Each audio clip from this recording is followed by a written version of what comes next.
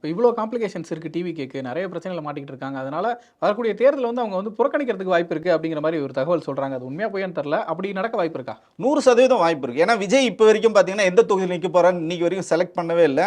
அதே மாதிரி பார்த்தீங்கன்னா ஜோசியக்காரனை வச்சு ஒரு கட்சி நடத்தி ஜெயிக்க முடியும்னா அது தெரியலங்க. எனக்கு வந்து உண்மையிலே நான் கிட்டத்தட்ட 25-30 ஆண்டுகளாக அரசியலை வந்து பார்த்துட்டு இருக்கோம். நான் வந்து ஒரு பொலிட்டிக்கல் சயின்ஸ் படித்த ஒரு மாணவனாக நான் அதை சொல்கிறேன். இப்படிலாம் ஒரு அரசியல் நான் வந்து பார்த்ததும் இல்லை, கேள்விப்பட்டதும் இல்லை. நீங்கள் சிபிஐ வழக்கு போனால் வந்து ஜோசியக்காரனை தான் கூட்டு பாருங்க. கட்சி கூட்டம் நடத்தணும்னா ஜோசியக்காரனை தான் நீங்கள் கேட்டு பண்ணீங்க. எல்லா கட்டங்களும் பார்த்து நீங்கள் நிற்கிறீங்க.